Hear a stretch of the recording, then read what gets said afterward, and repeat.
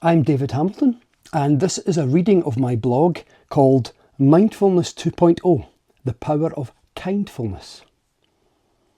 Kindfulness is a word I use quite a lot. Sounds like mindfulness, right? That's not an accident.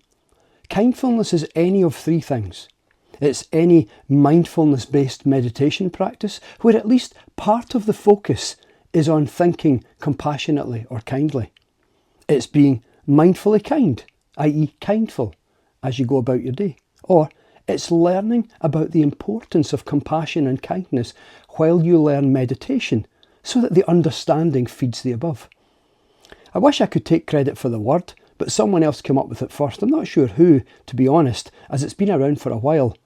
Kindfulness is a modern way of reuniting mindfulness with some of its roots.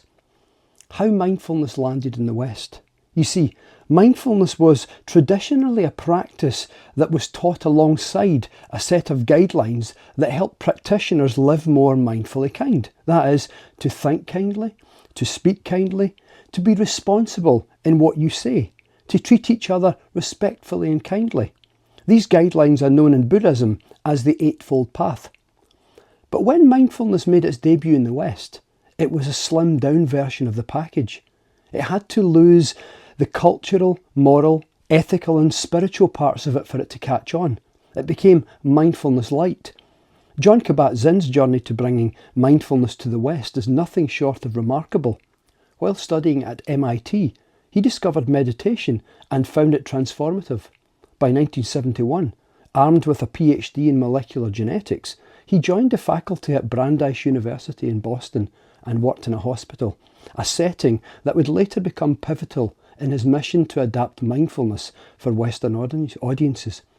While passionate about meditation and certain that it could help many Westerners, he appreciated that the language and cultural accompaniment wouldn't catch on.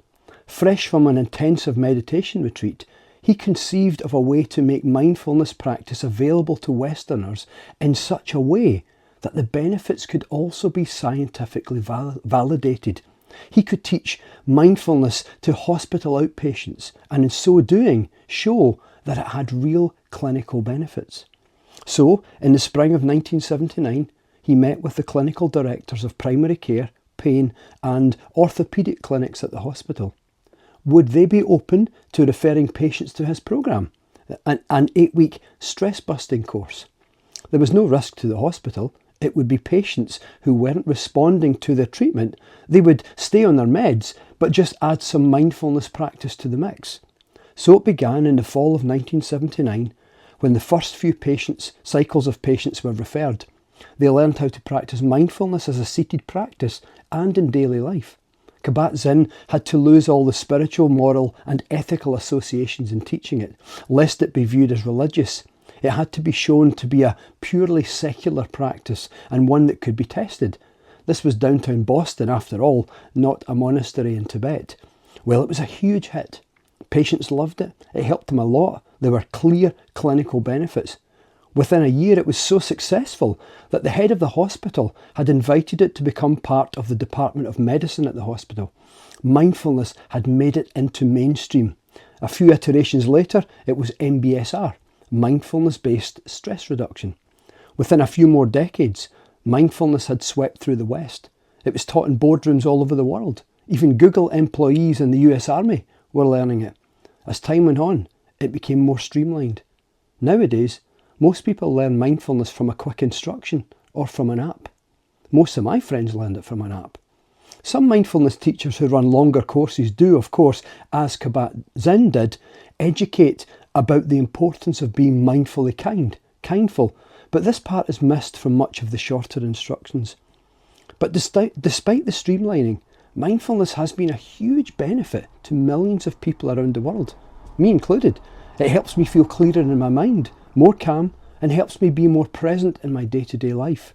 It also helps people manage their stress, sleep better, take more control of their lives, and feel calmer. It's even helped some reduce their blood pressure. But with all the streamlining, some Buddhist scholars have worried about the consequences of it having lost its roots. After all, it's no longer embedded within a compassion and kindness-based context. But why should people be concerned though, given that mindfulness has benefited so many people? Can mindfulness make you selfish? Well, it comes down to this. Traditionally, mindfulness wasn't just about benefiting the practitioner. It was never just about me. It was about us, all of us. The whole set of guidelines that it was taught of as part of helped guide practitioners in becoming more compassionate and mindfully kind. In so doing, it benefited the world. Beginners started out with a focus on me and soon learned about the importance of we. They essentially became better citizens. Now some researchers have looked into these concerns, and some are warranted. For example, in 2021, Michael Pullen and his team at the State University of New York at Buffalo found that people with a worldview known as independent, where people tend to think of themselves in terms of their own internal attributes, essentially a greater focus on me rather than we, became less kind after practicing mindfulness, less kind than if they hadn't done any mindfulness at all. People who had more of an interdependent worldview, on the other hand, that is, who think of themselves as interconnected with the lives of others, more of we and less of me, became kinder after mindfulness practice. Some other researchers found that people high in empathy become kinder after learning mindfulness, but people low in empathy became less kind. Again, less kind than they would have been if they hadn't done any mindfulness. These studies and others suggest that just as muscle stretching stretches our muscles, mindfulness meditation stretches us on the inside in the direction of our existing personality. Well, what's the issue with that? Well, as the above studies show, while people who are naturally kind or high in empathy or who have an interdependent worldview tend to become kinder when they practice mindfulness, the reverse is true for those lower in empathy or who have a more self-focused, independent worldview. And the concern is that this independent worldview is actually the dominant worldview in some Western nations where mindfulness is practiced extensively. For these people, mindfulness practice can leave them less kind, more self-absorbed. Narcissists who practice mindfulness even tend to become more narcissistic. This isn't true of everyone, of course, because there are other factors. Someone with an independent self-control, but who is high in empathy, for example, will tend to become kinder with mindfulness practice. But it is a factor, and that's the point. There's a tendency that without a grounding in compassion and kindness to help orient our moral compass, mindfulness can make some people more self-centred or less kind than they would have been had they not learned mindfulness at all. Enter kindfulness. Kindfulness. Kindfulness is a modern way of reintroducing a grounding in compassion and kindness in a way that avoids the spiritual, religious and cultural attachments that tend to put many Westerners off without losing anything from mindfulness. It delivers the benefits of mindfulness, but adds a sprinkle of kindness into the mix. Practically, this means weaving kindness into some mindfulness practices as well as our everyday interactions. For example, instead of simply focusing on your breath during meditation, you might spend a moment or two also reflecting on kind thoughts for yourself or others. Similarly, as you navigate your day, you could make an effort to speak gently, offer encouragement, or simply listen attentively, being mindfully kind. These small, intentional, mindful acts of kindness help create a ripple effect of positivity in both your life and the lives of those around you. How to be kindful. For the most part, being kindful simply means to be kind as you go about your life. Be mindful of how you treat people. Be mindful of what you say and how you say it. And in being mindful, try to orient yourself towards kindness. Cut people some slack. You never know what someone is dealing with behind closed doors. For example, I remember a time when a colleague seemed unusually abrupt during a meeting. Later I learned that they were caring for a sick family member and had barely slept. Despite the smiles we wear and the front we show to the world, many people are struggling inside. So encourage each other, support each other. The world needs lifters, not critics.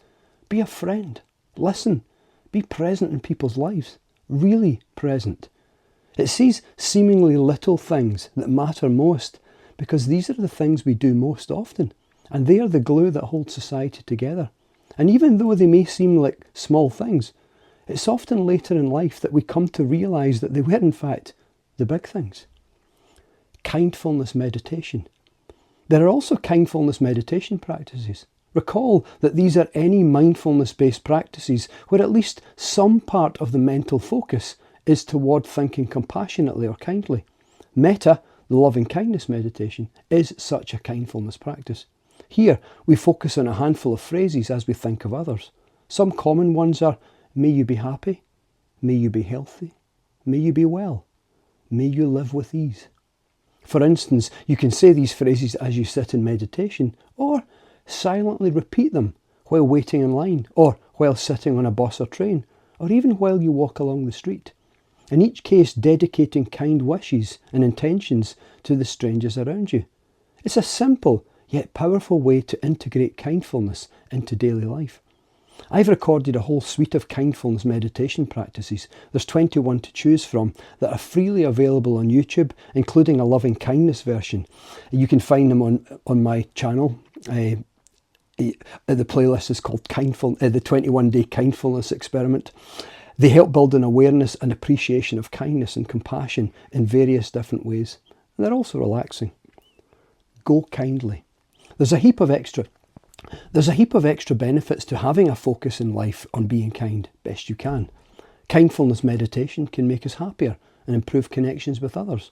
For instance, a 2021 study led by Flynn Mathis Trautwein at Max Planck Institute for Human Cognitive and Brain Sciences in Leipzig, Germany, found that regular kindness-focused meditations significantly enhanced participants' feelings of social connectedness and empathy.